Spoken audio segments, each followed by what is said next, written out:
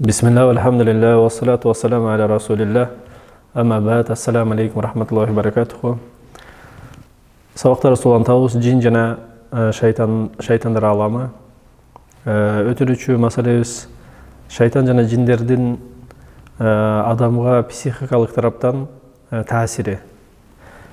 Ошол бүгүн өтүрүүчү маселебиз кай тараптан шайтан жана жиндер психика жактан да таасир этет. Бул жаман ой салуу менен адамдарга жаман ой салуу жана шек күмөндү күчөтүү жана адамдардын ошонун негизинде адамдардын ошол ортосуна ырк салуу.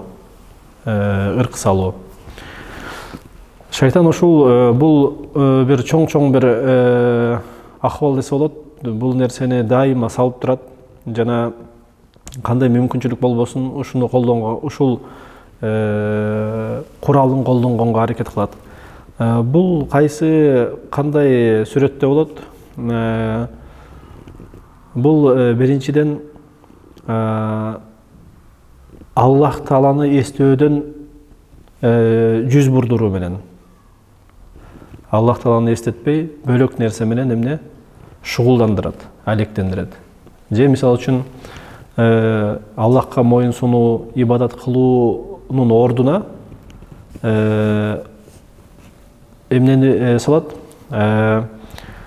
Бөлөк пайдасыз бир сөздөшүүлөрдү же андан да жаман эмне ар кандай ушактарды, адамдардын авратын, адамдардын кемчиликтерин издөө менен ушул нерселерди салуу менен, ушул нерсени кооздоо менен ушуларды негизги адамга акыретине жана дүйнөсүнө керек болгон нерселерден Аллахка моюн сунуп ибадат кылуудан тосуп коет. Андан соң мисалы үчүн дагы бөлөк талаш тартышууну салат. Пикир келишпештикти. Ушуну менен дагы негизги керектүү нерседен арылтып, адамдар жөнүндө жаман ой салып, күмөн салдырып, адамдар жөнүндө жаман пикирге келтирет.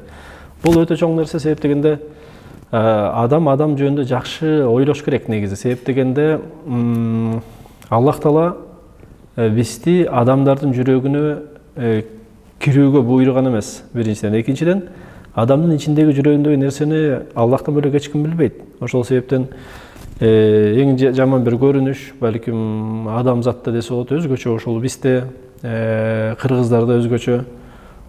Бул адамдын ичиндегин билип коюу. Бир жаман ушул бир акыбал бар. Бул киши мындай, бул киши тигиндей деп, ушул адамдын кандай экенин ушул ички бир акыбалы менен жүрөгүндөгү бир акыбалдарды билип коет. Бул билүү туура эмес, себеп дегенде бул кайып нерсе кирет жана кайып нерсе бир гана бул сыфат Аллахка таандык өзгөчө сыфаттардан. Ошол себептен бул шайтандан болот эң биринчи. Себеп дегенде шайтан ушул нерсени жүрөккө таштап, адам жөнүндө жаман ойго, пикирге салдырат. Андан ары эмне себептен? Адамдардын ортосуна ырк салыш үчүн, адам жөнүндө, адамга душман кылыш үчүн да. Бирок акыйкатта адам адамга душман эмес, акыйкатта шайтан адамга душман да. Ошон үчүн бул ой пикирлерди салат шайтан. Жана кимде ким ошол нафсында, табиятында эгер жаман болгон болсо, өзү адамдарда бөлүнөт, табиятында бир жаман адамдар болот, жана жакшы адамдар болот. Эгер табиятында жаман адам болсо, ошол нерсени илип кетет бат эле. Жана ошону өөрчүтүп, бир нерсенин үстүнө бир үстөк болуп, ошол менен кете берет. Кээ бир мисалы үчүн сабатсыздар дагы бул шайтандын бул тузагына бат эле түшүп калышат.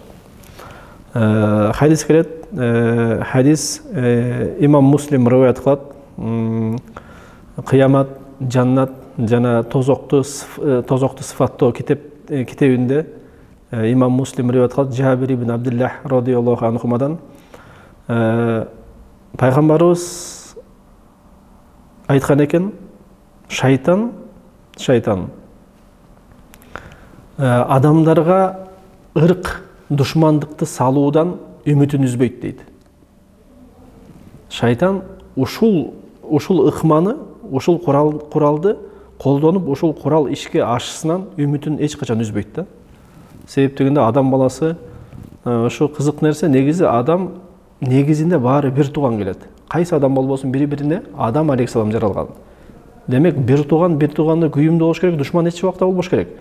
Бирок шайтан ушундай бир акыбал кылып койгон, ар бирөөнү ар кайсы нерсе менен бөлүп жарып атып, ар кайсы пикирлер менен, ар кайсы акыбалдар менен бөлүп атып, ушун менен өзүнө эгер чак келбесе, пикири келишпесе, албетте душмандашат, ошол замат душмандашат.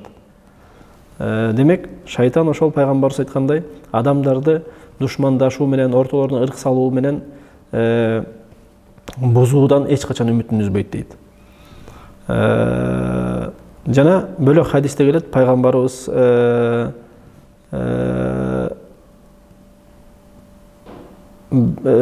имам Бухариде келеткен, имам Муслимде келет, эки сахих китепте София энебизден пайгамбарыбыздын аялынан келеткен.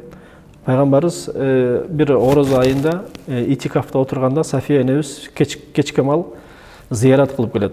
Анан ошол кечкемал турса, экөө сүйлөшүп, анан эшикке чыгып, бир туруп сүйлөшүп калганда эки киши өтүп бараткан дейт. Анан пайгамбарыбыздын жанына жеткенде, ошо София энебиз экөөнүн жанына жеткенде, басууларын ылдамдатып калат дейт. Батыраак басып калат дейт. Ошондо пайгамбарыбыз айтат дейт: акырыныраак баскыла, бул энеңер, бул София бинти Хуяй деп айтат дейт. Мындайча айтканда, бул силердин энеңер, менин аялым деп айтат дейт, София. Дегенде жанагы эки эркек айтат дейт, субханаллах деп, мындайча айтканда, Аллахтын элчиси, биз сен жөнүндө кантип жаман ойлойбуз деген баягы сөздү айтышканда, ошондо пайгамбарыбыз, албетте сахабалар пайгамбарыбыз жөнүндө жаман ойлобойт болчу, бирок пайгамбарыбыз алдын ала бир нерсени токтотуп коеюн деди. Ошондо айткан пайгамбарыбыз, шайтан, акыйкатта шайтан адамдын ичинде кан тамырында чуркап жүрөт деген. Адамдын ичинде кан тамырларында жүрөт деген. Жана мен корктум дейт, шайтан силердин жүрөктөрүңөргө бир жамандыкты же бир нерсени салып коёбу деп. Демек, Аллах Таала шайтанга мүмкүнчүлүктү берген адамдын ичинде кан тамырында жүрүүгө. Ошол себептен шайтан адамдын ичинде жүргөндөн кийин бир максатсыз жүрбөйт, албетте бир максат менен жүрөт. Ал максат кайсы? Эң чоң максат бул жүрөгүнө эмне?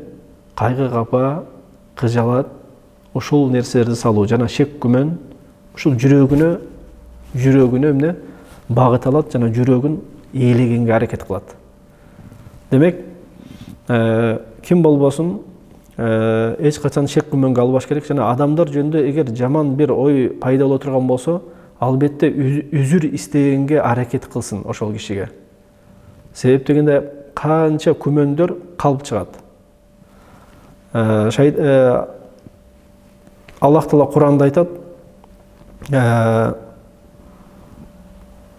айтып кой менин пенделериме дейт пайгамбарыбызга. Эң жакшы гана сөздөрдү сөздөшүп сүйлөшсүн дейт. Себеби шайтан алардын ортосуна ырк душмандашууну салайын дейт.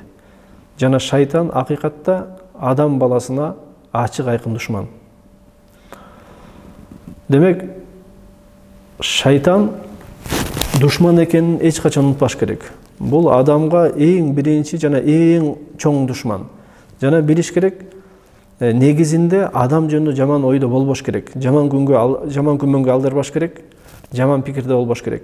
Аракет кылыш керек дайыма жакшы күмөндө болуп, ошол кишиге эгер жаман, ачык айкын жаман болот болсо үзүр издегенге. Эч качан бир шашуунун негизинде тыянак чыгарганга шашпаш керек. Себептенде эгерде сен шашып бир жаман тыянак чыгарайын десең, ошол тыянагыңда албетте шайтандын үлүшү болот. Себеп дегенде шайтан сага эмне? Ошол нерсени васваса кылып турат. Демек, бүгүнкү ошол пайдалардан шайтан жаман ой пикирди, күмөндөрдү күчөтөт.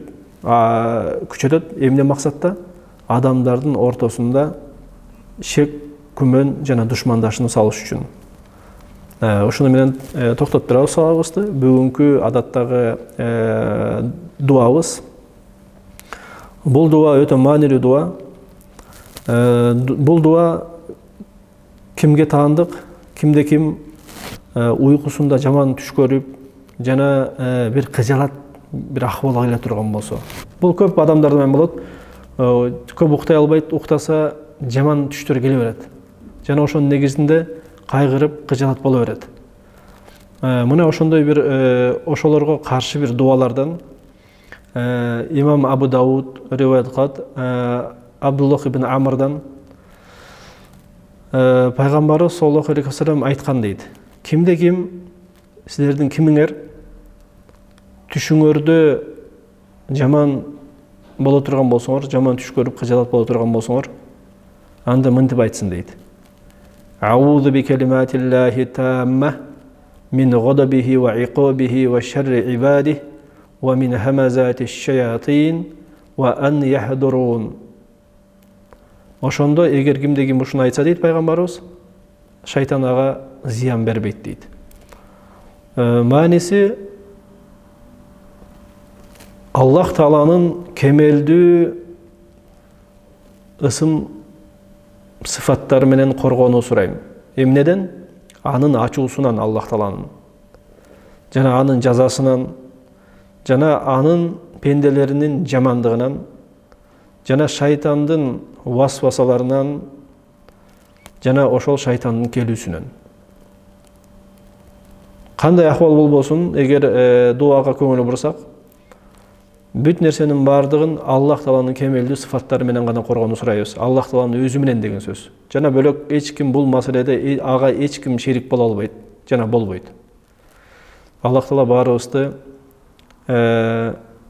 шайтандын жамандыгынан коргосун, жана бизди анын васвасаларынан, жаман ой салууларынан, күмөндөрдү күчөтүүдөн, жана адамдар тууралуу жаман ойдо болуудан сактасын. Субханакаллахумма ва бихамдик ашхаду ан ла илаха илля анта астагфирука ва атубу илейк. Көрүшкөнчө сак саламатта болуңуздар. Ассаламу алейкум ва рахматуллахи ва баракатуху.